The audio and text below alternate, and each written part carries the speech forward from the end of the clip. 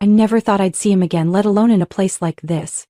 The Wilshire Grand Hotel sparkled under the lights that night. The rooftop had been transformed into a dreamscape of scented candles, silk-draped tables, and a soft piano melody drifting over the glamorous Los Angeles skyline. The annual Monteverde Education Foundation Gala was a major event, a gathering of entrepreneurs, artists, and media personalities, and it marked my first public appearance in years after stepping away from the high society scene. I wasn't there for the glitz, I had a personal reason, and I wasn't alone.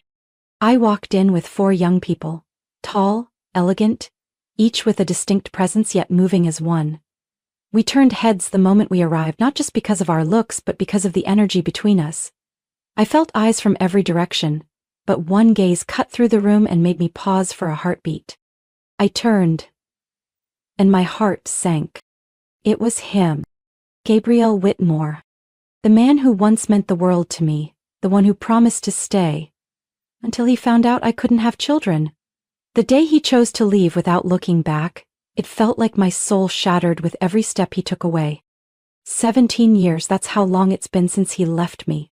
Gabriel stood in the crowd wearing a perfectly tailored tuxedo, his salt and pepper hair swept back neatly, his eyes just as deep and sharp as they were back then, but this time I caught something else in them: confusion. He looked at me, then at the young people beside me, and I watched the confusion shift into panic, then because he saw what couldn't be denied. Each face, each feature carried a part of him. Tyler's pale gray eyes, Elena's high cheekbones, Lucas's strong jaw, Isla's crooked half-smile, all things he couldn't explain. Because he left me, believing I could never be a mother. I gently squeezed Isla's hand as she turned to me, her lips pressed tight. "Is that him, Mom?" I nodded, my gaze locked on Gabriel. "Think he'll run?" Lucas asked quietly, half teasing, half serious. "He won't," I said, more calmly than I expected. "A man like him doesn't run. He'll try to face it, because he needs answers more than anyone else in this room." Gabriel began walking toward me, his eyes fixed. He struggled to keep a composed look, but I saw his hand tremble around his wine glass. Only I would notice that.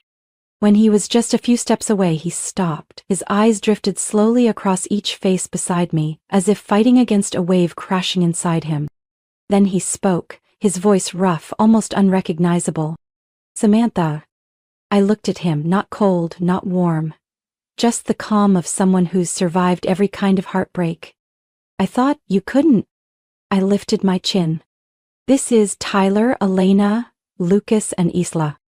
Each name rang out like a bell cracking the walls of belief he'd built over the years. He opened his mouth to say something, then closed it again, and I knew. Gabriel Whitmore, the man who left in search of a complete future, was now face to face with something he never imagined. And I hadn't even told him half the truth, not yet, but I would.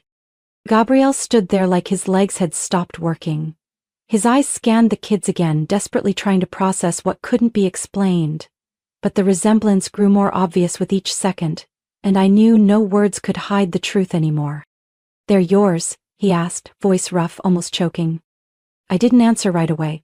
I wanted him to face what he'd denied, rejected, and run from for nearly 2 decades. "Yes," I said, holding his unsteady gaze. "They're my children."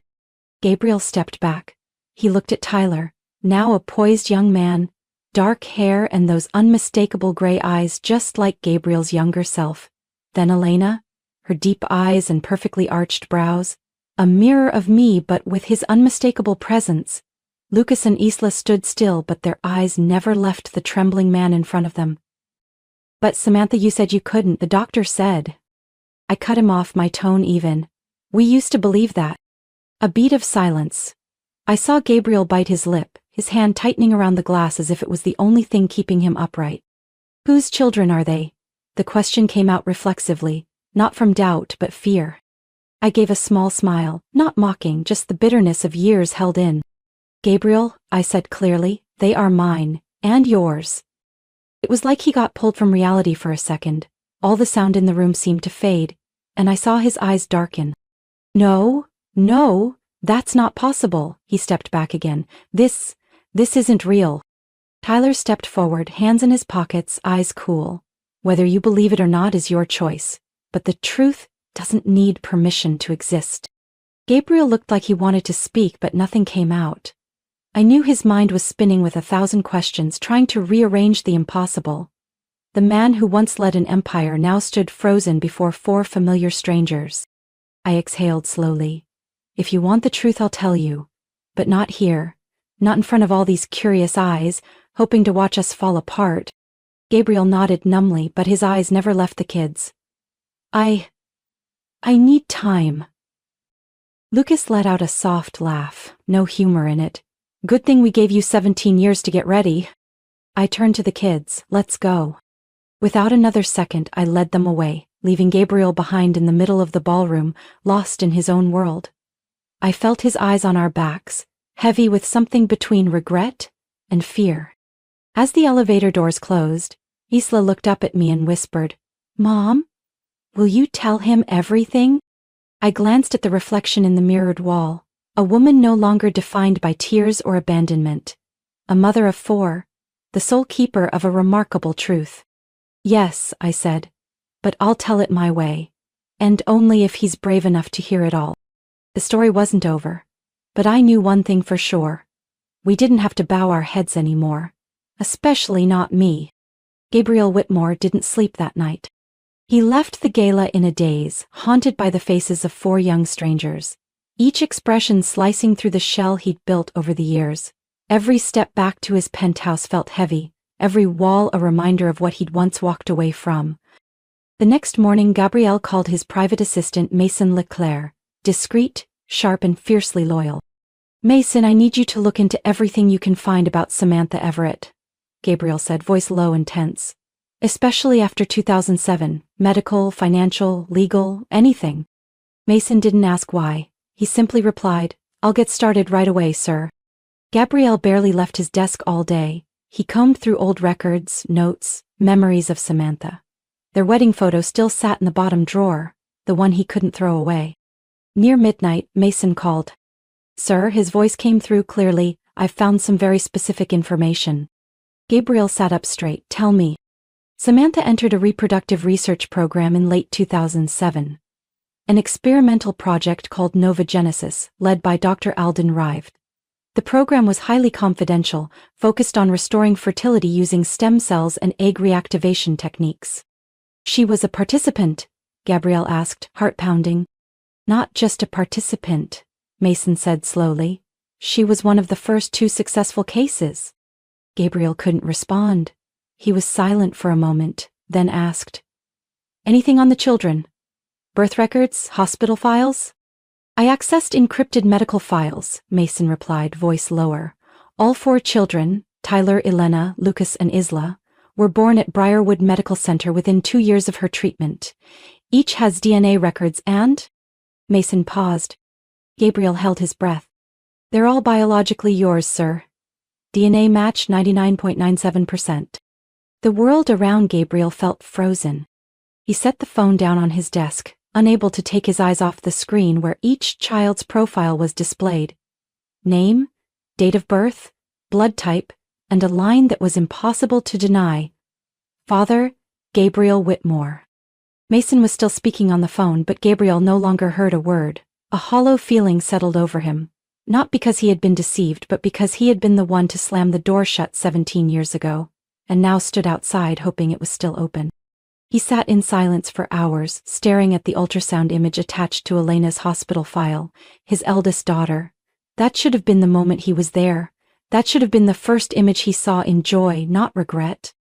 Near dawn, Gabriel said only one thing when he called Mason back.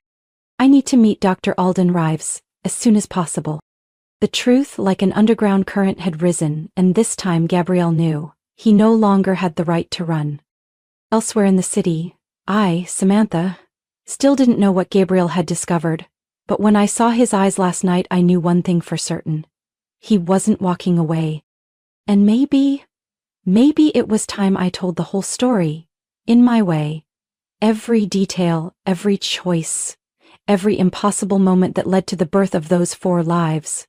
And the reason I never went looking for Gabriel It wasn't because I hated him.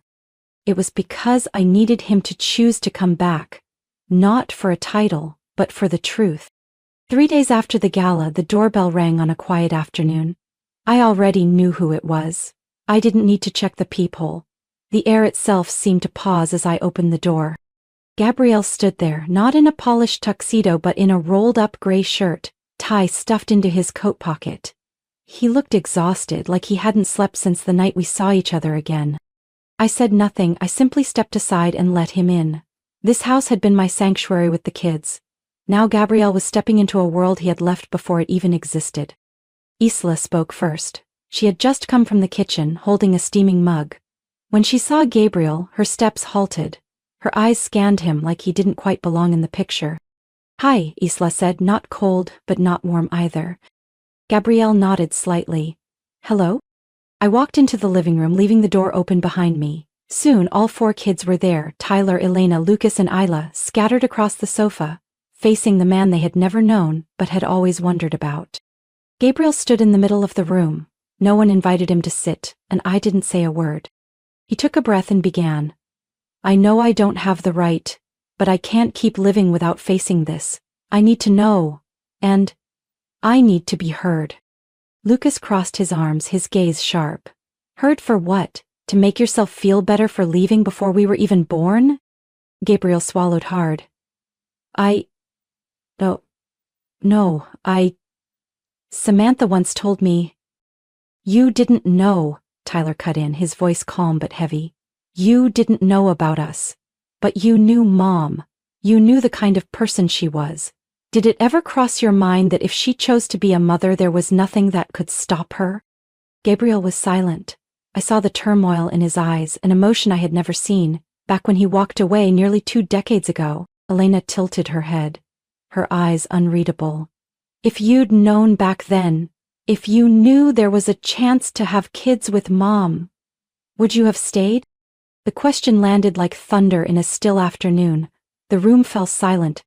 Gabriel didn't answer right away. He walked toward the window, looked out, then turned back. "I want to say yes.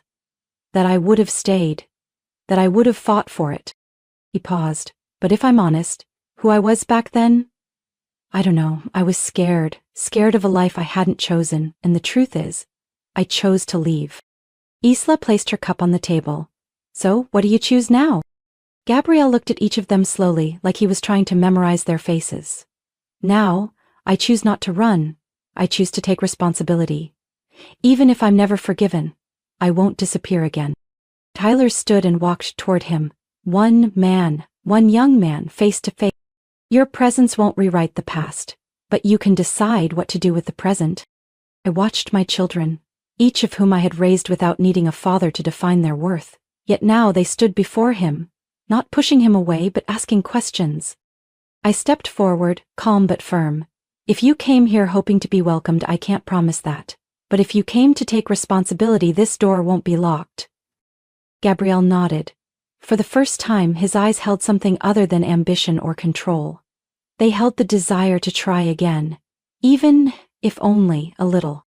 Lucas shrugged. "We don't need a dad, but sometimes it's not the worst thing to have someone willing to listen." Gabriel gave a small smile, a rare one, full of regret, but open. He came back again that Sunday afternoon unannounced. This time he brought a file folder and a box of waffle cookies from the bakery I used to love, the one that closed down nearly 8 years ago. He remembered, or at least tried to. I opened the door and saw him there, awkward but not timid. His eyes weren't guarded anymore. They were waiting, maybe for permission, or a sign, or just a bit of hope. "I'm not expecting anything," Gabriel said, setting the cookies down. "I know I can't make it up, but I want to get to know them." I sat across from him, keeping my distance. "I'm not stopping you, but this isn't up to me anymore." He nodded. "I understand." At that moment, footsteps echoed from the stairs. The kids had just returned from the movies. They entered the room, sunlight glowing on their hair and shoulders. Isla noticed Gabriel first, her eyes briefly surprised. Then Elena, Tyler, and Lucas, each with their own reaction: suspicion, curiosity, a bit of caution. Gabrielle stood, hands clasped tightly to still their trembling. I know I don't deserve it, he began. But I'd like the chance to get to know you, if you'll allow it. Lucas raised an eyebrow, voice dry. Get to know us how? Picnics? Sunday dinners? Birthday cards for the next 17 years? Gabriel didn't argue. Nothing at all if that's what you want. I'll be here when you need me. Or if you ever just want to know. Tyler stepped closer, locking eyes with him. You sure about that? Gabriel nodded. I don't know where to start. But I'll be here. Even if it's just to listen. The room fell quiet. Time seemed to pause, the outside world fading away, leaving only the sound of steady breathing and the weight of possibility. Isla turned to me. What do you think, Mom? I shook my head gently. I've already walked my path. The rest is up to you. Elena placed her bag on the couch, then looked at Gabriel. Do you have a car? Gabriel blinked. Yes. Then take us to the ice cream shop at Clover and Vine. It's open until 8. We can start with something simple. Gabriel nodded, smiling for the first time that day. Not wide, but sincere. Lucas sighed. I'll go. Not for him, just because the ice cream there is actually good. Tyler turned to me. You want to come? I shook my head and smiled. Not this time. You go. As the door closed behind them, I sat by the window. The sunset stretched across the neighborhood like a bronze blanket. I didn't wish for a miracle. I wasn't expecting magic. But even the smallest first steps are still steps worth taking. That night, when the kids returned, they didn't say much. Just a few comments.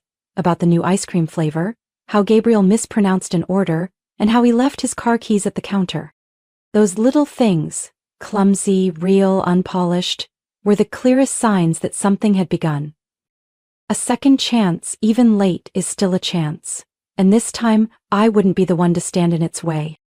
Gabriel began showing up regularly, but never forcefully, never demanding attention. He quietly sent messages to each of them. Not long, not dramatic, just, if you're free, I'm at the little bookstore near campus, found some interesting titles.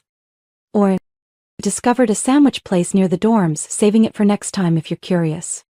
At first, the kids didn't reply, but slowly each one began to respond. In their own way. Tyler was first, the most reserved yet too curious to resist.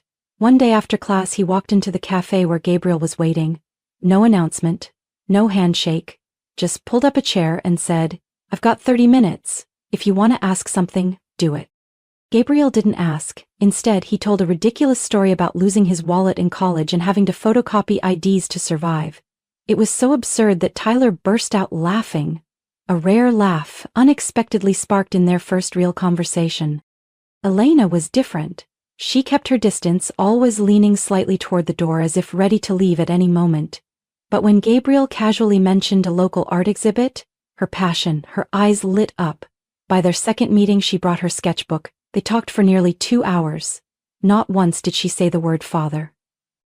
Lucas, sharp, cautious, and never easy, challenged Gabriel with probing questions. Why now? What if we don't let you in? Gabriel never had perfect answers, but each time, he looked him straight in the eye and said, I don't have the right answers, but I'm not disappearing again. And slowly, Lucas stopped flinching when Gabriel said his name. Isla was the last to open up, but the fastest to change once she did. One rainy afternoon, she texted Gabrielle, Bus stuck, you free? He showed up in 12 minutes, with a raincoat and a small umbrella. She didn't say much during the ride, but when she got out, she left a note in the glove box. Thanks for coming. I watched everything from afar. I didn't interfere, didn't guide. I simply observed quietly as the changes unfolded. Like a mother standing at the edge of a river, watching her children choose their own bridges to cross. One late evening, after all 4 had returned home, I saw them gathered around the kitchen table chatting aimlessly.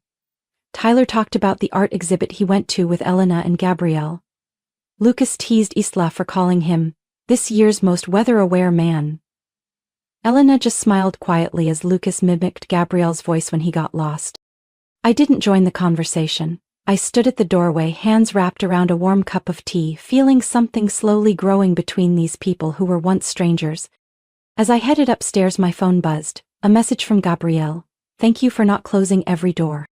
I stared at the screen for a long time but didn't reply, not because I was angry, but because I wasn't ready to say thank you.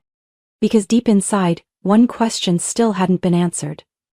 The real reason he left back then, was it really just because I couldn't have children?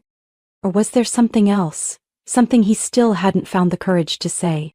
One early autumn evening, with a chill in the air and yellow leaves covering the sidewalks, Isla walked into the kitchen with a question that brought everything to a halt.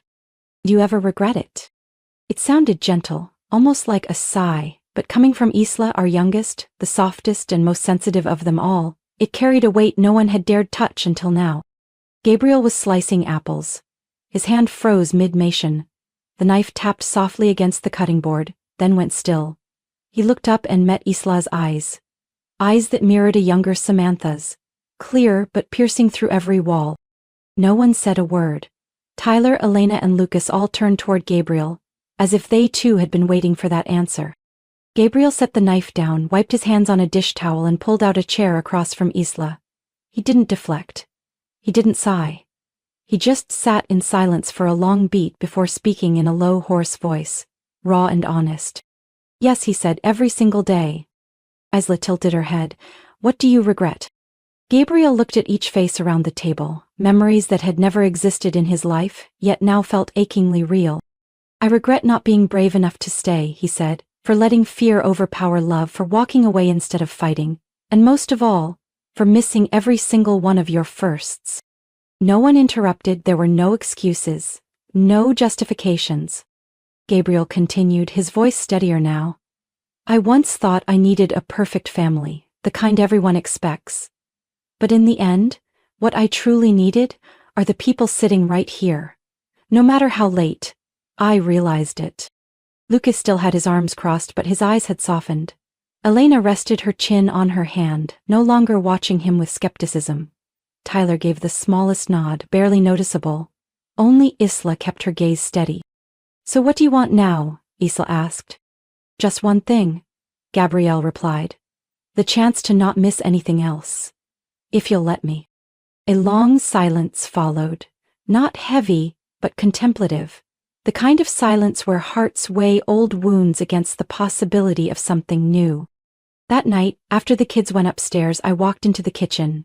Gabriel was still sitting there, eyes on the window, where the first winds of fall rustled through the trees. I heard everything, I said, pulling out a chair across from him. He looked at me, not defensive, not expecting praise or forgiveness. They've changed, I said, but not because you tried to do something grand, because you were honest. Gabriel smiled faintly. It's the only thing I have left. I looked at him quietly, and sometimes, that's all it takes. He nodded, eyes never leaving mine. What about you? I knew that question would come. But I didn't have an answer, not because I hadn't forgiven, but because some wounds no longer hurt, yet still leave scars. I still have something I need to ask you, I said, but not tonight. Gabriel understood. He didn't press. When he left, I stood at the porch, watching his silhouette disappear into the soft glow of the streetlights.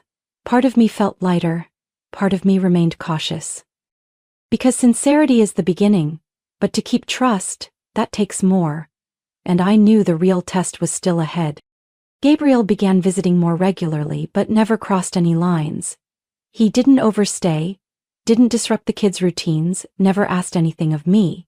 Sometimes he helped Isla with her science presentation, escorted Elena to a local photo exhibit, or played chess with Tyler late into the night. With Lucas, it was still a push and pull, but at least he no longer walked away when Gabriel showed up on the porch. And me? I didn't interfere, I just watched. I watched how Gabriel tried, without rushing, without scheming, like he was carefully patching a fabric that had long since worn thin. I saw the way he looked at the kids, how he gently stepped into each moment as if he'd found a treasure he thought was gone. And I watched myself, a woman who once resented him so deeply she wanted to forget his name, now feeling her heart soften in the most unsettling way. One late evening, after the kids had gone upstairs, I brewed 2 cups of tea and walked out to the back porch. where we could see the shimmering city lights in the distance, and hear autumn winds whispering through the old maples. Gabriel was there, leaning lightly on the railing, quietly watching. I handed him a cup and we said nothing for a while. "This view," he said softly, "you once dreamed of sitting here every night, with the kids, your husband, and a cat named Felix." I laughed, unable to hide it. "I hate cats." "I know," Gabriel smiled. "But you still said it. Back then you thought dreaming a little might make the pain easier." I didn't deny it. It did. Back then I thought you were the irreplaceable part of that picture. Gabriel turned to me, his eyes catching a faint glow in the dark. "I don't want to go back to that time," he said gently, "because I know I ruined it, but if I could, I'd like to help you paint a new one. Not the same as before, not perfect, but maybe something different." I gripped my mug, its warmth spreading to my fingers, but inside I felt another kind of wind, a wind of hesitation, and a question that had never been answered. "Gabriel," I said, locking eyes with him, "the day you left, was it really just about the children?" He froze, the wind blew stronger as if even nature was holding its breath. "No," he whispered, eyes dropping. His voice grew heavier. That was the easiest part to say. "But the truth is, I panicked. I looked at the future and didn't see myself as someone good enough to stand by you. You were so strong, and I was weaker than I ever wanted to admit." His answer stilled me, not because it hurt, but because it felt like the missing piece finally falling into place. "I remember thinking," I said quietly, "if you had just said that, we could have found a way. Together. But you went silent. And disappeared." "I know," Gabriel whispered, "and that's something I'll regret for the rest of my life." Another pause. Then I lifted my head, gazing at the city lights that shimmered like falling stars. "We can't go back," I said slowly. "Too much has changed. I'm not the woman who once wrote Felix's name in her diary." Gabriel gave a soft laugh, but didn't interrupt.